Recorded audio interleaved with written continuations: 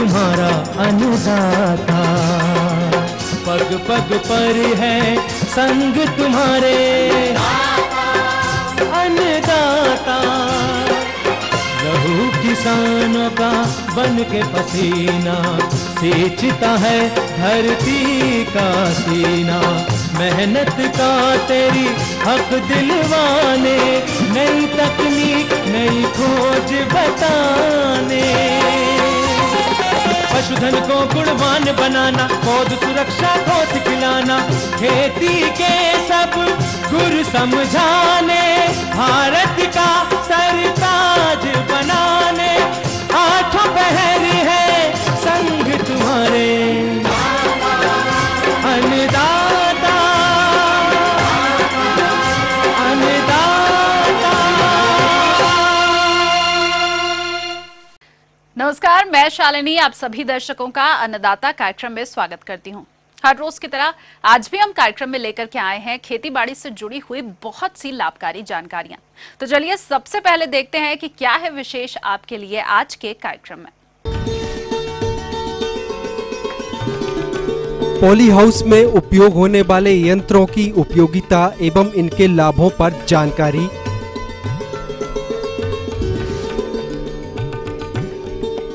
भिंडी की उन्नतशील किस्में एवं वैज्ञानिक बुवाई तकनीक,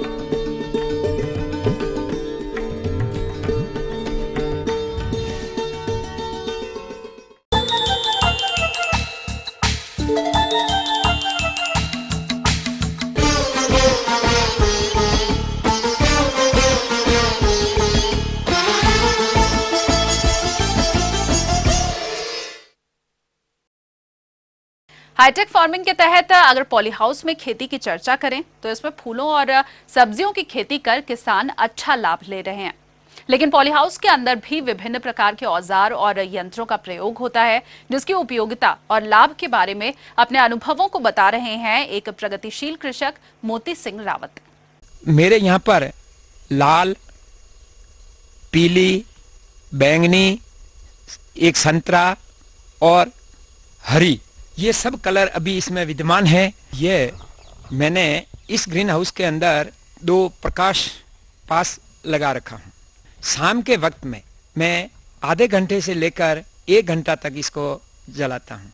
ये बल्ब जलने पर जो नर कीड़े हैं इस पर आकर्षित होते हैं या दूसरे कीड़े भी और आकर्षित होते हैं। नीचे ये प्लास्टिक एक थैली बंधी हुई है, वो इसमें एकत्रित हो जाते हैं। हर पॉली हाउस में मैं तो सलाह दूंगा कि कम से कम ये लगाने चाहिए, ताकि इससे दवाइयों का खर्चा भी हमारा कम हो जाएगा। इस ग्रीन हाउस के अंदर ये पट्टिका जो आप देख रहे हैं, इस प्रकार मैंने इस पूरे ग्रीन हाउस के अंदर 50 पट्टिका लगा रखी हूँ, जिसमें से 20 है जो पीले कलर की है और 10 हैं जो लाल कलर में है और बाकी 20 और है जो ग्रीन कलर में लगी हुई है। इस पट्टिकाओं को, क्योंकि जो कीड़े होते हैं वो किसी भी कलर को आकर्षित करते हैं, जैसे ही कीड़े इसके ऊपर पहुंचते हैं, इस पट्टिका के ऊपर मैंने ये ग्रीस लगा रखा हूं, तो जैसे ही कीड़े आते हैं और इस पट्टिका के ऊपर बैठने की कोशिश करते हैं, वो यहीं चिपक जाते हैं। फिर कम से कम हफ्ते में 2 बार इस पट्टिका को मैं साफ कर देता हूं, ताकि ये कीड़े स्वतः ही नष्ट हो जाते। मैं 2 साल से लगातार इसका इस्तेमाल कर रहा हूं और बहुत ही अच्छा उपयोगी सिद्ध हुआ है। मैंने ये एक टेम्परेचर मीटर भी लगा रखे हैं, ताकि हम ये पता लगा सकते हैं, हम देख सकते हैं कि ग्रीन हाउस का इस समय टेम्परेचर कितना है। उसको देखकर हम फॉगर द्वारा इसका टेम्परेचर को कंट्रोल करते हैं, क्योंकि शिमला मिर्च को अच्छा से अच्छा फ्रूटिंग लेने के लिए 18 से लेकर 28 डिग्री तक टेम्परेचर चाहिए। इस टेम्परेचर के रहने पर फ्रूटिंग बहुत ही अच्छी होती है। मैं जैसे ही टेम्परेचर देखता हूं कि टेम्परेचर बढ़ गया है, तो मैं फॉगर को स्टार्ट कर लेता हूं। और इसके लिए मेरे जो फॉगर हैं वो मैंने मोबाइल द्वारा स्वचालित मोटर से जोड़ रखा हूं, ताकि मैं इस ग्रीन हाउस में नहीं होते हुए भी, चाहे मैं भारत के किसी भी कोने में बैठा हुआ हूं, फिर भी मैं आधे आधे घंटे से इन फॉगर को चलाकर इस कैप्सिकम शिमला मिर्च के ग्रीन हाउस का टेम्परेचर को नियंत्रित कर लेता हूं। अब क्योंकि कुछ इसका टेम्परेचर बढ़ रहा है, तो जिस पौधे का जहां पर फॉगर नहीं चल रहे हैं उसके ऊपर है, आप ये देख लीजिए, फ्रूटिंग गिर रहा है। और जिस पौधे के ऊपर छाया ज्यादा है या फॉगर चला है, उसको आप देख लीजिए कि कितनी अच्छी फ्रूटिंग हो रही है। तो ये हमारे को सभी को इस बात का बहुत ही ध्यान रखना है। ऐसा ना हो कि आप फॉगर को ज्यादा चलाएं और ह्यूमिडिटी जिसे आर्द्रता कहते हैं, अगर ये 75 से ऊपर ज्यादा हो गई तो इसमें महामारी या किसी प्रकार की बीमारी भी फैल सकती है, तो उसको काबू करना बहुत ही मुश्किल होगा। तो ध्यान रखें कि 75 से जब भी ह्यूमिडिटी ज्यादा जाती है तो कोशिश करें कि वो स्थिर हो, ज्यादा ना जाए। पौधे छोटे थे तो मैं इसके पिलाई के लिए ड्रिप द्वारा सुबह 5 मिनट और शाम को 5 मिनट चलाता था। जैसे पौधे बड़े होने लग गए फिर मैंने इनको 10 मिनट सुबह और शाम चलाता था। जब बारिश हो गई थी तो 2 दिन के या 3 दिन के बाद भी हम चलाते थे। ये हमारे को समय और इसकी आर्द्रता को देखकर इस्तेमाल करना है। अगर पानी ज्यादा भी चला गया तो वो नीचे निकल जाएगा, इनकी जड़ें ऊपर है, तो किसी प्रकार का में नुकसान की भी आशंका नहीं है। यह स्वचालित मोबाइल मोटर है। इसके द्वारा भारत के किसी भी कोने में रहते हुए आप अपनी मोटर को चालू कर सकते हो और बंद कर सकते हो। और इसमें एक और फंक्शन है कि अगर कोई दूसरा व्यक्ति दूसरे मोबाइल नंबर से अगर इसको स्टार्ट करेगा तो आपके मोबाइल पे मैसेज आ जाएगा कि अगर कोई दूसरा आदमी छेड़छाड़ी करता है तो आप तुरंत उसको कॉल कर सकते हो। आज मान लो मैं कहीं जयपुर चला गया या उदयपुर चला गया, मुझे खेत की पिलाई करनी है, लाइटें आई या नहीं आई, तो ये मोबाइल मेरे को SMS करेगा कि लाइट आ चुकी है, मैं वहां पे बैठे हुए इसको चालू करके पिलाई कर सकूंगा, ताकि यह एक अपना समय बच जाएगा। इसके अंदर 3 फंक्शन है। उसके अनुसार जब अगर मोबाइल टावर नहीं आते हैं तो उस समय आप किस प्रकार से इसको करोगे, तो ये फंक्शन जब नीचे कर दिया जाता है, इसके बाद ये अभी मोबाइल से इसका कनेक्शन टूट चुका है और ये केवल नॉर्मल स्टार्टर पे आ गया है और मोटर स्टार्ट हो जाएगी, जैसा कि ये आप देख रहे हैं, और ये वापस बंद हो गई। आपने फॉगर चलाने के लिए अगर आपने इसको ऑटोमोबाइल पे कर दिया और आपने उसमें फीड कर दिया कि आधे घंटे में चलाना, तो आधे घंटे के बाद अपना आप मोटर चलेगी और आधे मिनट चल के अपना आप बंद हो जाएगी, ताकि आपको इसको कोई देखने की जरूरत ही नहीं है। ये एक बहुत ही अच्छी सुविधा है। अगर आपको मोबाइल पे ही चलाना है तो इसको यहाँ पे ऑन ऊपर कर दोगे। अब इससे आपका ये स्टार्टर का बिल्कुल कोई काम नहीं रहा है। अब मार्केट में ले जाने से पहले जब आप तुड़ाई करते हैं तो कैंची से इस डंठल को कम से कम पौधे के बिल्कुल नजदीक से भी नहीं काटें, ताकि तने को किसी का नुकसान नहीं हो, और फल के नीचे से भी बिल्कुल नजदीक से नहीं काटें, इसको सेंटर में से काटें। जैसे ही आपने काट के अखेटा कर लिया, इसके बाद इसकी ग्रेडिंग करनी चाहिए। किसान भाइयों, अगर पैसा मिलता है तो सब कुछ ग्रेडिंग के ऊपर है।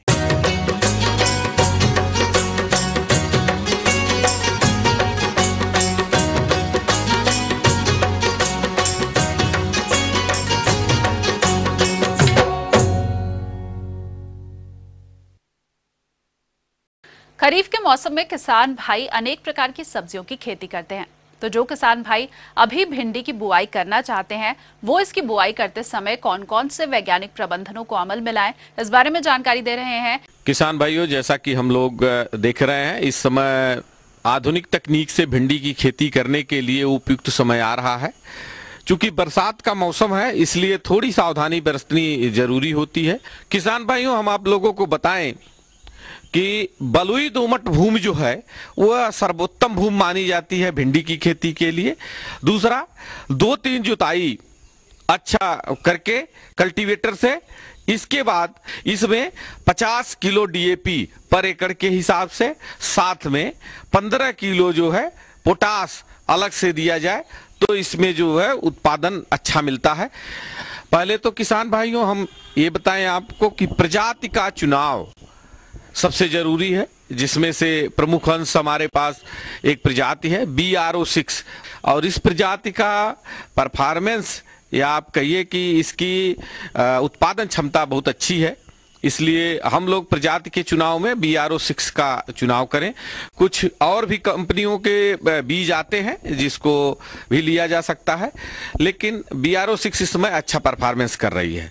हमारे किसान भाई इसमें कितना बीज 1 एकड़ में डालें, तो हमारा जो रिकमेंडेशन है कि 8 से 10 kg पर एकड़ के हिसाब से भिंडी का बीज डाला जाए।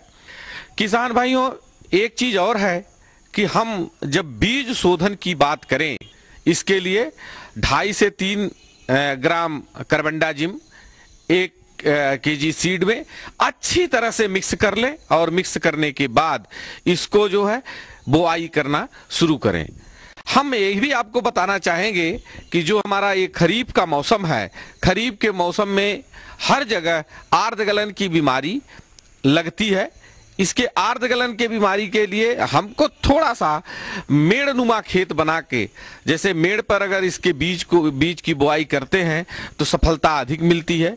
क्योंकि ज़्यादा पानी नहीं लगता, और अगर मान लीजिए बीच में 10 से 15 दिन का गैप हो जाता है पानी का, तो भी वो मेड़ नाली पद्धति से यह इसमें नमी बनी रहती है और उत्पादन हमारा अच्छा होता है। मेड़नुमा रिच फरो सिस्टम से मेड़नुमा बना लें ताकि हमारी भूमि अच्छे तरह से तैयार हो जाए। इसको थोड़ा दूरी बना के ही बोना चाहिए, मतलब लाइन से लाइन की दूरी 75 सेंटीमीटर और पौधे से पौधे की दूरी 45 से 60 सेंटीमीटर की दूरी पे अगर इसकी बुआई करें, उपयुक्त बुआई करें, तब जाके हमारे भिंडी का उत्पादन अच्छा आता है। इसके साथ साथ ये भी ध्यान दिया जाए कि अगर जहां जमाव नहीं होता है तो वहां डिबलिंग करते हैं हम। डिबलिंग करने से हमारे फायदा ये होता है कि प्रति एकड़ उपज प्रभावित नहीं होती। दूसरी बात हम आप लोगों को बताएं कि भिंडी में बुआई के तुरंत बाद पेंडामिथिलिन को 4 ml पर लीटर के हिसाब से बुआई के 48 घंटे के अंदर उसमें छिड़काव कर दें ताकि जो खरपतवार हैं वो जम न पाए। किसान भाइयों, मैं आप लोगों को खाद के समय पे एक और बात बताना चाहूंगा। जब हमारी फूल या फल में आना शुरू कर दे तो NPK 18 आता है एक लिक्विड फर्टिलाइजर, जिसको कि हम 200 ग्राम प्रति टंकी के हिसाब से, एक टंकी 15 लीटर की होती है, उसमें 200 ग्राम NPK 18 डाल के इसको स्प्रे करें और एक स्प्रे के बाद दूसरा 1 महीने बाद करें तो हमारे भिंडी की समय अवधि बढ़ जाती है और फलों की साइज भी बढ़ती है। मैं आप सभी लोगों को ये बताना चाहता हूं कि उचित दूरी, उचित फर्टिलाइजर और उचित समय और ये जो मेड़ नाली पद्धति है, इस तरह से बुआई अगर आप करते हैं तो आपको करीब करीब 400 कुंटल के करीब उत्पादन आपको आसानी से प्राप्त होगा। तो ये थी कुछ उपयोगी जानकारियां। अब लेते हैं एक छोटा सा ब्रेक, जल्द हाजिर होंगे और कार्यक्रम में आगे बताएंगे बहुत सी महत्वपूर्ण जानकारियां।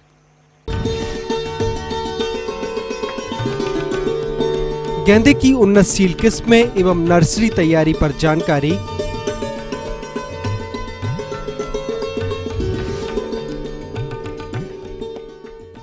जोहार झारखंड में।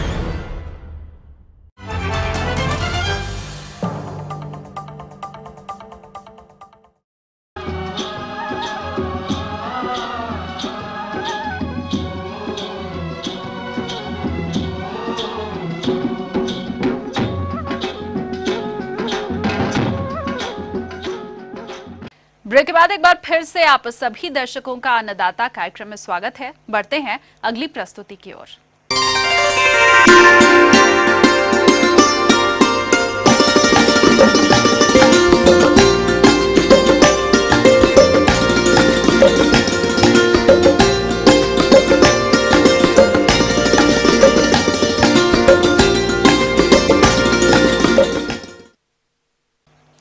आजकल बाजार में फूलों की बढ़ती मांग के कारण किसान भाइयों का रुझान इसकी खेती की ओर बढ़ा है। तो जो किसान भाई इस मौसम में गेंदा की खेती करना चाहते हैं, उन्हें अभी से ही इसकी नर्सरी तैयार करनी होगी। और इसकी नर्सरी से अच्छी पौध प्राप्त करने के लिए आपको कौन कौन से प्रबंधन कार्यों को अपनाना है, इसकी जानकारी दे रहे हैं RAU पूसा समस्तीपुर के विषय विशेषज्ञ डॉक्टर PK राय। बरसात के मौसम में जो आमतौर पे फूल के पौधे लगाए जाते हैं, उसके लिए ये ज़रूरी है कि पहले खेत की तैयारी की जाए।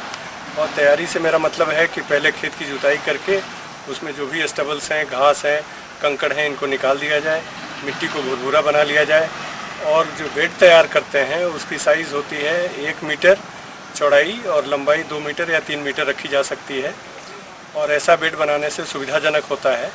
और 2 बेड अगर साथ बनाना है तो दोनों में 50 से 60 सेंटीमीटर का अंतर होना चाहिए ताकि बेड के दोनों तरफ से काम किया जा सके। तो इस साइज़ का बेड बनावें।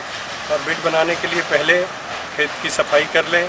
सफाई करने के उपरांत और जब जुताई या कुड़ाई कर रहे हैं उसी समय 10 किलो सड़ी गोबर की खाद, 10 ग्राम नाइट्रोजन की खाद, 10 ग्राम फास्फोरस की खाद और 10 ग्राम पोटास की खाद, ये सब मिला दें। और ये मात्रा जो है 1 मीटर गुणे 1 मीटर मतलब 1 स्क्वायर मीटर के बेड के लिए है। और इतना मिलाने के उपरांत मिट्टी को समतल कर लें और समतल करने के बाद इसे अगर चाहें तो भिंगा लें, हल्की सिंचाई दे दें ताकि मिट्टी में नमी आ जाए, और फिर बराबर कर लें। और बराबर करने के बाद फिर बिछड़े की रुपाई करें। उन्नत प्रजातियों पर नजर डालें तो गेंदे की प्रजातियों को 2 वर्गों में बांटा गया है, जिसमें पहला है अफ्रीकन प्रजातियां। इस किस्म के पौधे 1 मीटर लंबे होते हैं, फूल का आकार बड़ा होता है और कुछ किस्में ऐसी भी होती हैं जिनके पौधों की ऊंचाई 25 से 30 सेंटीमीटर होती है, परंतु फूल बड़े आकार के होते हैं तथा कुछ किस्में सिंगल टाइप के पुष्प देने वाली होती है। अफ्रीकन वर्ग में आने वाली कुछ प्रमुख प्रजातियां इस प्रकार हैं।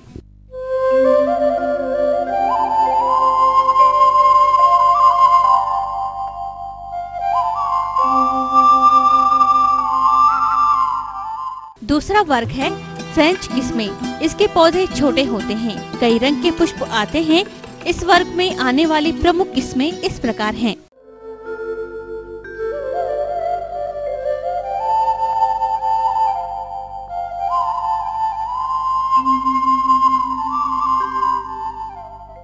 और बिछड़े की रुपाई के लिए जरूरी है कि पहले बिछड़ों को उपचारित कर लें किसी फंजीसाइड से। उपयुक्त होता है कि कार्बेंडाजिम नाम की एक दवा आती है, उसका 2 ग्राम 1 किलो मात्रा के लिए ज़रूरी होता है, तो उसको लें और उससे उपचारित कर लें पहले।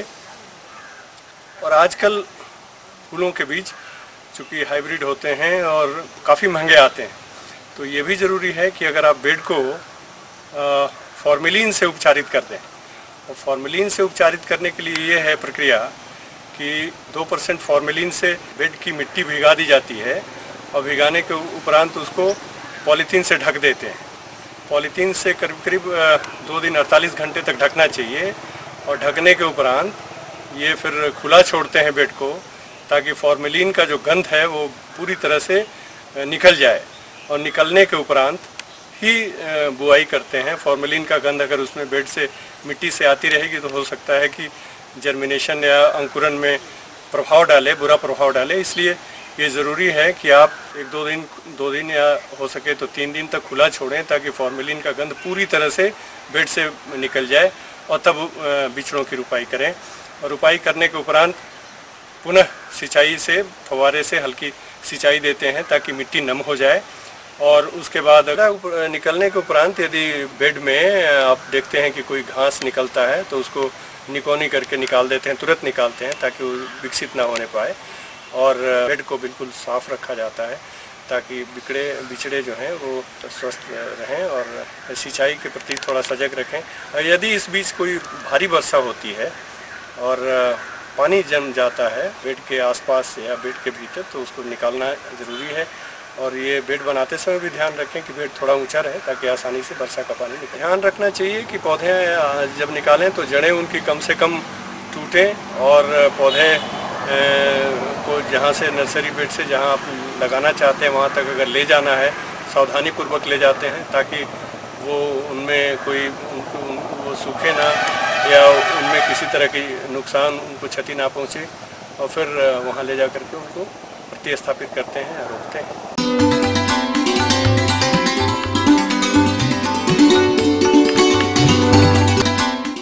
अन्नदाता हेल्पलाइन निशुल्क फोन संपर्क सेवा के माध्यम से आपके द्वारा पूछे गए प्रश्नों में से 1 या फिर 2 महत्वपूर्ण प्रश्नों को हम अपने कार्यक्रम में शामिल करते हैं।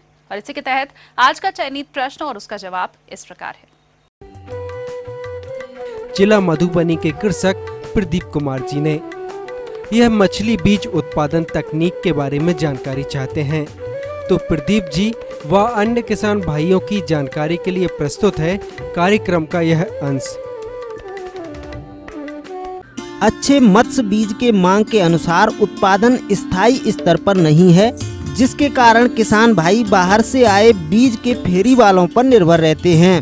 यदि बीज का उत्पादन स्थायी स्तर पर होने लगे तो अधिकांश तालाबों में बीज संचयन हो जाएगा, क्योंकि अधिकतर तालाब बीज के अभाव में बिना संचयन के रह जाते हैं तथा दूसरी तरफ इसके माध्यम से ग्रामीण अंचल में रोजगार बढ़ते हैं तथा मछुआरों, अनुसूचित जनजाति व पिछड़े वर्ग के व्यक्तियों की आय में वृद्धि और सामाजिक स्तर में सुधार होता है। इससे ग्रामीणों की अर्थव्यवस्था भी मजबूत होती है। मत्स्य बीज उत्पादन एवं तकनीक। किसान भाइयों, सबसे पहले बात करते हैं तालाबों के स्थान के चयन व उसके आकार पर। तालाब के निर्माण के लिए मिट्टी की उर्वरकता तथा जल धारण क्षमता उच्च कोटि की होना आवश्यक है तथा संभव तालाब निर्माण के लिए निचले क्षेत्र चुनने चाहिए ताकि वर्षा के समय आसपास पानी आकर जमा हो सके एवं वहां पर भूमिगत जल स्तर गहराई पर हो। नर्सरी तालाब साधारणतः छोटे, लगभग 0.2 से 0.5 हेक्टेयर व 1.0 से 1.5 मीटर गहराई के होते हैं। तालाबों के बांधों की देखभाल। तालाब के बांध भी मजबूत व उचित ऊंचाई पर होने चाहिए ताकि बाढ़ का प्रकोप न हो एवं पोषित मत्स्य बीज उत्प्लावन के द्वारा बाहर न जावे।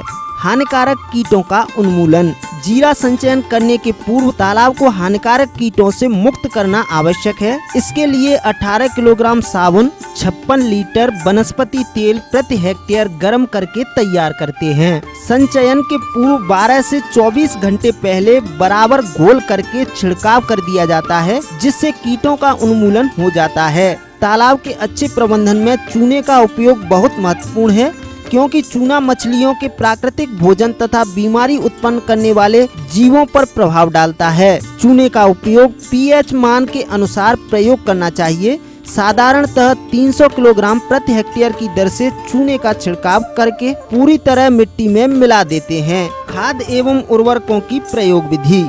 उपजाऊ मिट्टी में अधिक जैविक कार्बन होता है, जिससे दी जाने वाली खाद की मात्रा 10,000 से 15,000 किलोग्राम प्रति हेक्टेयर वर्ष होती है। अनुपजाऊ मिट्टियों में जैविक कार्बन की मात्रा कम होती है तो खाद की मात्रा 20,000 किलोग्राम से 25,000 किलोग्राम प्रति वर्ष प्रति हेक्टेयर की दर से प्रयोग करना चाहिए। जीरा संचयन के पूर्व तालाब में दी जाने वाली खाद की कुल मात्रा का 6वां भाग देना चाहिए।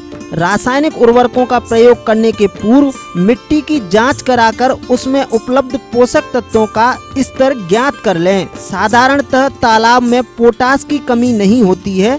असामान्य अवस्था में पोटेशियम की कमी होने पर 25 से 50 किलोग्राम म्यूरेट ऑफ पोटास प्रति वर्ष प्रति हेक्टेयर की दर से प्रयोग करना चाहिए। तालाब में खाद एवं उर्वरकों की मात्रा किलोग्राम प्रति हेक्टेयर इस प्रकार से होनी चाहिए।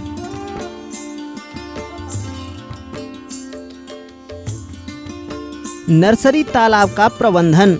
मत्स्य पालकों को हमेशा यह सलाह दी जाती है कि मिश्रित मत्स्य पालन तालाब हेतु बड़े तालाबों में 7.5 सेंटीमीटर से 10 सेंटीमीटर आकार वाली अंगुलिकाओं का ही संचयन करें, जिससे मछलियों की मृत्यु कम हो। लेकिन व्यवहारिकता में अंगुलिकाएं मिलना कठिन है और यदि कहीं उपलब्ध भी हो तो उनका परिवहन कठिन होता है। इसलिए यदि मत्स्य पालक के पास एक दूसरा छोटा तालाब हो तो उसमें जीरा व अंगुलिकाओं का उत्पादन कर बड़े तालाब में संचय कर सकते हैं। मत्स्य बीज 3 प्रकार के होते हैं। पहला होता है स्पॉन या जीरा। प्रजनन, निषेचन, भ्रूण विकास एवं हैचिंग के 3 दिन पश्चात प्राप्त मछली के बच्चे, जिनकी लंबाई 5 से 6 मिलीमीटर होती है। दूसरा बीज या फ्राई। स्पॉन अवस्था के लगभग 15 दिन पश्चात मछली के बच्चों की लंबाई 25 से 30 मिलीमीटर होती है। तीसरी होती है अंगुलिकाएं। जीरा अवस्था से लगभग 1 से 4 माह पश्चात 100 से 150 मिलीमीटर तक की मछलियों के बच्चे अंगुलिका के बराबर हो जाते हैं। स्पान संचय। नर्सरी तालाब में 25 लाख से 1 करोड़ स्पान प्रति हेक्टेयर की दर से संचय किया जाता है। ये स्पान मिश्रित या एक ही जाति के हो सकते हैं। एक ही जाति के स्पान संचय करने से इसके विपणन में सुविधा होती है। आमतौर पर कतला, रोहू, मृगल के मिश्रित स्पान की बाजार में मांग अधिक रहती है। स्पान का पूरक आहार। नर्सरी तालाब में उपलब्ध प्राकृतिक भोजन के अलावा ऊपरी अथवा पूरक आहार देने से मछलियों का विकास अच्छा होता है। साधारणतः इसके लिए सरसों की खली और चावल की भूसी का उपयोग किया जाता है। इसकी बराबर मात्रा अच्छी तरह से पीसकर कपड़े से छान प्रतिदिन 2 बराबर भागों में बांटकर सुबह शाम देना चाहिए। 1 से 5 दिन तक 600 ग्राम, 6 से 10 दिन तक 1200 ग्राम, 11 से 14 दिन तक 1800 ग्राम प्रति लाख स्पान के अनुसार देना चाहिए।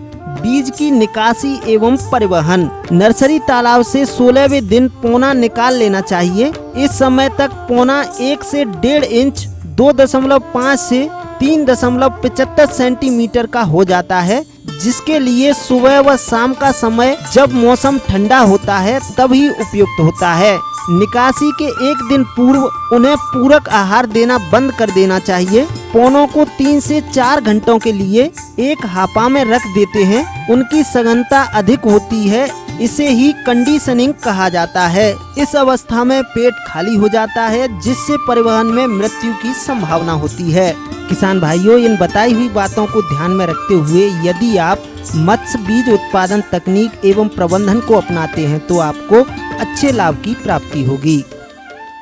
जिला पटना के कृषक राकेश कुमार, आप अन्नदाता निःशुल्क फोन संपर्क सेवा के माध्यम से भेड़ों में खुरपका एवं मुंहपका रोग से बचाव एवं इसके इलाज के बारे में जानकारी चाहते हैं। देखिए कार्यक्रम का यह अंश।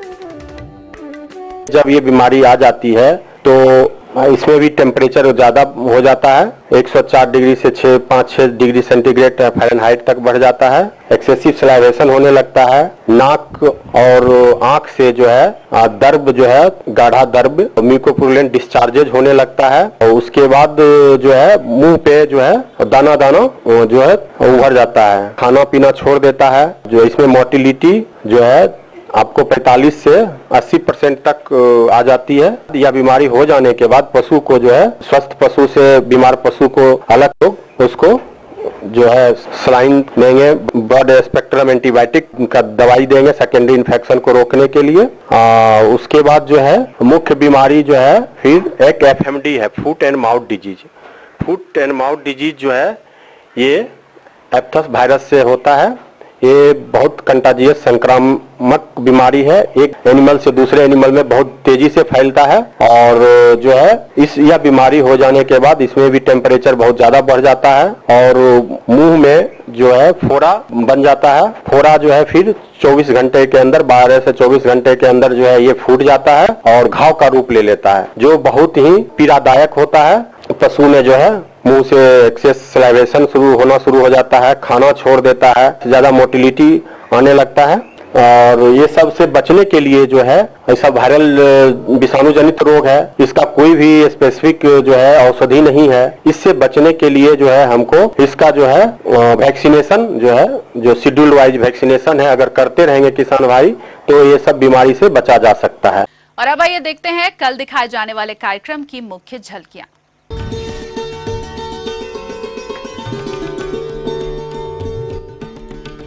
विभिन्न धान रोपाई यंत्रों पर जानकारी।